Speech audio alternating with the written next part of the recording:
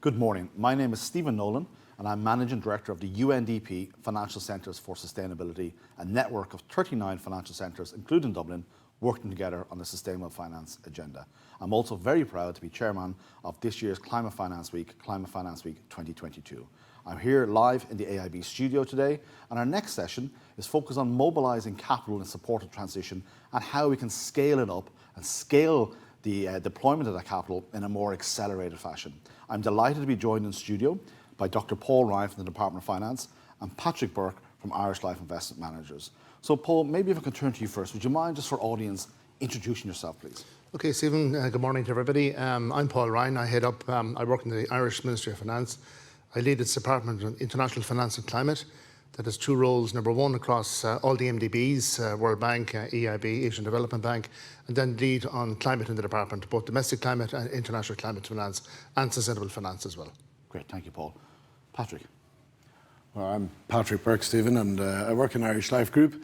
Irish Life Group provide pensions, health and well-being to the majority, I would say, of Irish households through workplace pensions and also through retail solutions. And we've been involved on the investment side in climate sustainable investing for quite some time now, and we've quite a good track record in public markets, but we're here today to talk about private markets, I think. Great, and thank you, Patrick, and I think you've been very involved the last number of years and have really staffed up, got a great team in place, and again, thank you very much for supporting Climate Finance Week the last few years. You've been there since year one, and today is obviously the 5th year, with over 6,000 people registered this week. And again, Paul, Climate Finance came out about through your support under the Ireland for Finance strategy and now under the Sustainable Finance roadmap for Ireland. So we're all here collectively to blame for what has become quite a significant success with a lot of key stakeholders, the trade bodies, industry, and obviously government involved. And thankfully, Climate Finance Week has also become an international event.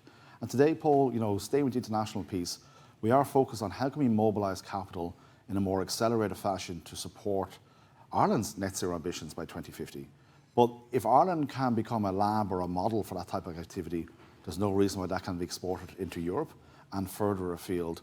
You, within your multilateral development bank role, you were at the IMF and the World Bank meetings last week with Minister Donoghue.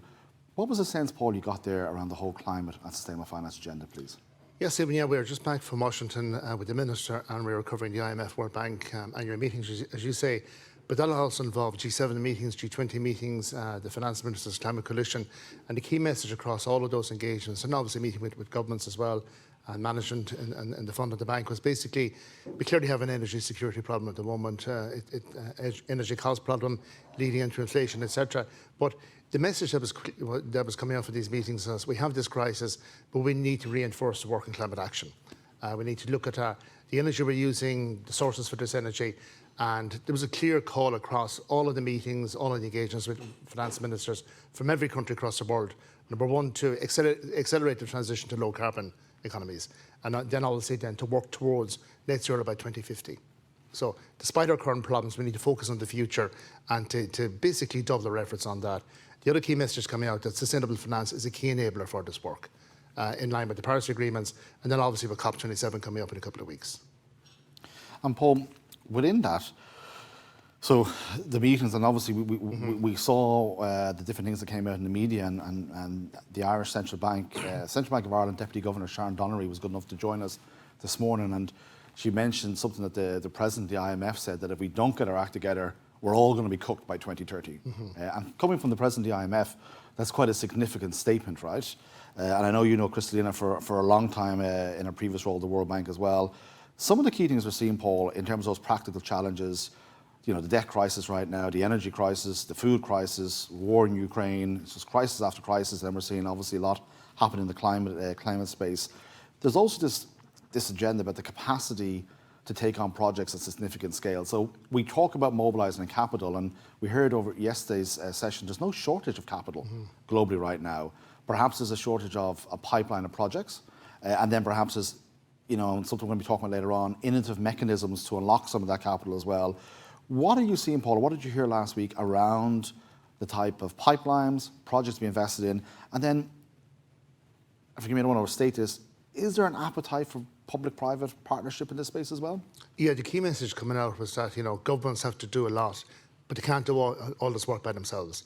Clearly, there's limits on budgets and limited capacity in governments as well, particularly in developing countries, developing projects and spending the money. But you need to work with the private sector on this one. You hear this thing about leveraging up figures. You see figures from 1 in 5 to 1 in 7, 1 in 8. That's involving private money, blending of finance there. And all the ministers across all the engagements were saying, number one, we have a crisis, we need to deal with it now. But number two, you need the governments working together with the private sector. You're quite right. There's this tsunami of money, as Kristalina Georgieva mentioned, available. But there is a problem. It's almost like a sort of a marriage. You need to sort of get someone to meet the investors plus the end users of this money, be it governments in developing countries or be it the private sector in developing countries. And the key thing then is to be almost this broker there. How do you actually get the people with the money to meet the people who have the need? Governments can help there, but the private sector is key to that. And that's where you're mobilising this private sector money. The NDBs have a clear role to play in that, but also the private sector as well. And that's why the Centre of Excellence that was launched yesterday is a key enabler there. You know, developing the right skills, the right talent, but also doing research, helping work in innovative financial mechanisms and structures then as well. And Paul, before I get the patch, I'll just take it down from the IMF, World Bank, global to Ireland, because you mentioned in your opening you also have responsibility for the climate finance agenda here in Ireland. Where are we? We obviously have the climate action plan, X tens of billions, government is putting in Y tens of billions. Going back to your private sector perspective, leveraging that and crowding, I think is the expression I've heard before. Where are we here in terms of Ireland right now in our own climate ambitions and the financing of? It's a similar issue for Ireland across the world. You know, we have very ambitious plan, we have commitments, we have timescales for this, but plenty of money, ironically, as well. But there is a problem in developing projects on the ground, having the right people, the right skills there, and just getting the money out and the projects getting to work. We're making progress in Ireland, but it's a huge issue across the world. A part of this is, you know, putting the ground, getting the environment right, getting the enabling environment, working with regulators, financiers, but then working with the private sector as well. There is an issue in having projects ready, getting the right projects in the first place, developing them, and then getting them off the ground. And, you know, a lot of time is wasted in doing this. So I think we need to sort of double our efforts, go back and see, you know, is there blockages in the system from regulators, from infrastructure on the ground? Is there blockages in terms of skills or talent development? And then, is there blockages in terms of money? Because, you know, if you have people like pension funds with Patrick there, they need to know what is the project, how much is going in here, when is it going to be done, and what's the return on that. Certainly the Department of Finance are very keen to work with the private sector in this, be it pension funds or be it multilateral development banks. But it sounds quite simple, but it's actually hard to unlock that. Yeah, and I think, Paul, you said earlier on, you're from the centre, one of the key things in the centre, talent, research, and also those type of mechanisms that perhaps can unlock that capital. So it's great to see that interest. Patrick, if I could turn to you now, in terms of your role and as what you do in the market, how much interest do you think there is within the pension sector has in investing in private assets to build and support the transition economy, please? Well, I think there's a fair degree of interest. Paul mentioned the quantum of capital that's available for the right type of projects, which in itself points to the fact that there's opportunity there. Capital only becomes available when it's looking for opportunities. And the question that's probably first and foremost for many people is how to unlock that opportunity. So as with any investor, the pension sector, if we could call it the pension sector, is equally interested in that opportunity and participating in it and sharing with it. And that's the return and the risk side of it. The other side of it is the sense of alignment that exists. Paul speaks on behalf of the Department of Finance in respects of the government's appetite to try to hurry the transition economy along, make sure that we're not caught on the back foot. And that's quite aligned with the interests of most retail investors, of pension scheme members, that the economy is strong and that workplace is strong in the economy. So this alignment of interest between the capital of those people who are working in the economy and living and saving in the economy and the economy itself and the government is quite a unique opportunity, I would say, to find ways that Paul referred to working together, because there are challenges. And if we stood with the opportunity for a moment, in Ireland we have some legislative change coming about with master trusts gathering in very large DC pension arrangements now. That's a new structure. It's a holding structure for a large amount of capital. We'll have auto-enrolment coming very shortly. The government has been able to progress that agenda. It's a positive thing that the majority of people in Ireland will have savings in retirement. And again, that will create pools of capital. If we look overseas, and if you look to Australia, for example, and their superannuation arrangements, which are large collective pools of capital, savings on behalf of employees in Australia, they've been able to invest in their domestic economy and the needs of that economy successfully, very successfully, for a long number of years. And that has developed that economy too. So that sense of alignment came through. And I think we're on that cusp here in Ireland of having those very large vehicles that can make strategic choices, still have needs, still have obstacles to overcome or partners to find who can help overcoming the obstacles, but a very large opportunity, I would say. And Patrick, just staying with that for a moment, the opportunities, but the challenges. You kind of hinted at some of them. Can we go a little bit deeper on what you see as the challenges? Because the Australian example is a fantastic one. Yes. But what are the challenges to maybe adopting, realising that in an Irish context today? Sure. There's a number of challenges, and we've spoken a little bit earlier about how to deploy money. That's quite difficult for many projects of breadth. But assuming that one can find the right project in which to allocate capital and one is willing to do so, the challenges for the retail segment of the market or the institutional pension funds who have individual members in their DC arrangements, the challenges that they face are around the ability to be able to promise liquidity. Not necessarily that the underlying assets have to be liquid, but that members themselves can have assurance, or individuals can have assurance, or their providers can have assurance that if the cash is needed by those members, it can be generated and converted into cash.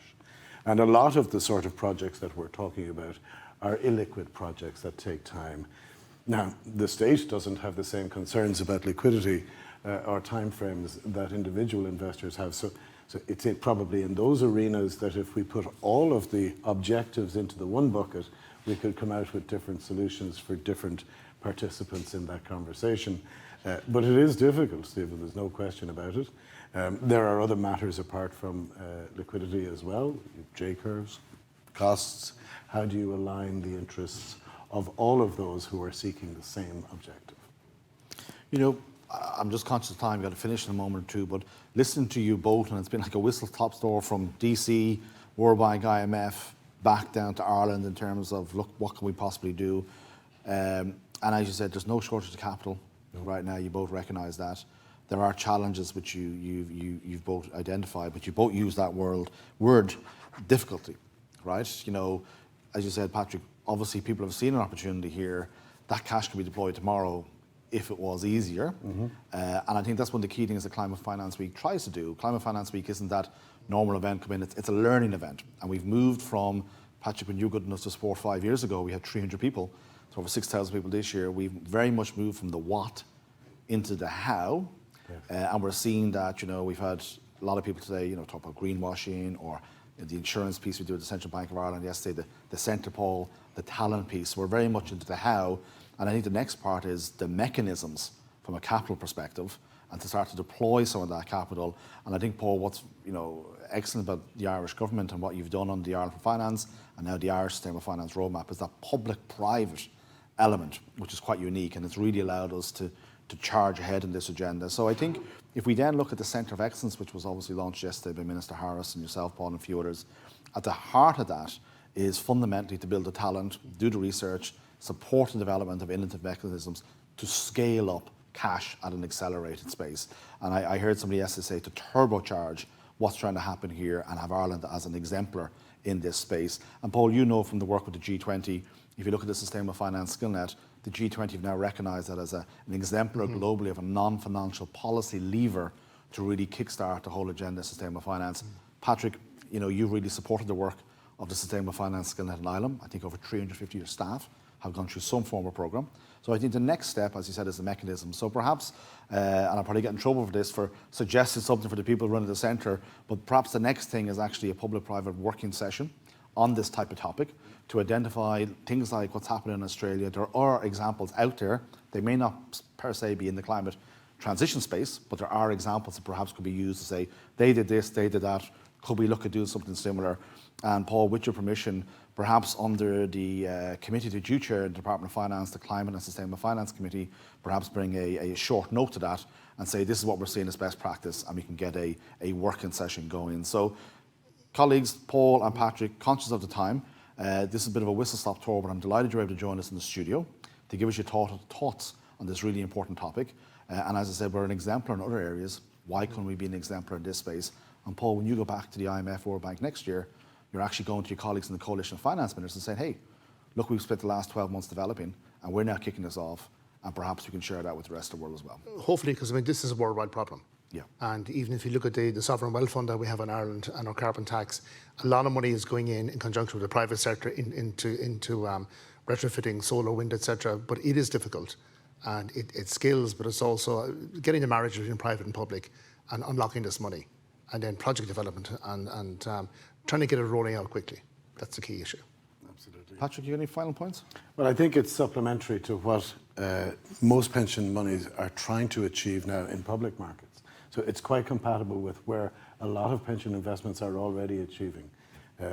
We've seen about 30% reduction in our carbon intensity across the Irish Life portfolios.